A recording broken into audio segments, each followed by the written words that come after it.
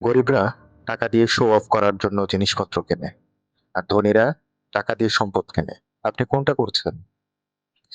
ধনী এবং গরিবের আসল পার্থক্য তাদের পকেটের টাকায় নয়, বরং তাদের চিন্তা ভাবনায়। একজন সাধারণ মানুষ কোনো দামি জিনিস দেখে ভাবে, আমি এটা কখনোই কিনতে পারবো না। আর একজন ধনী মানুষ ভাবে, আমি কিভাবে এটা কিনতে পারি।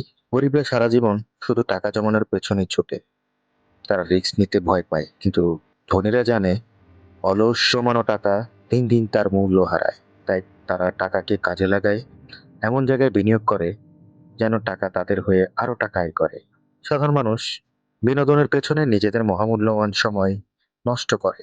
স্কুল কলেজের পড়াশোনা শেষ হলেই তাদের শেখা শেষ হয়ে যায়, কিন্তু সফল মানুষেরা সারা জীবন শিক্ষার পেছনেই সময় দেয়, তাদের শিখার কোনো শেষ নেই।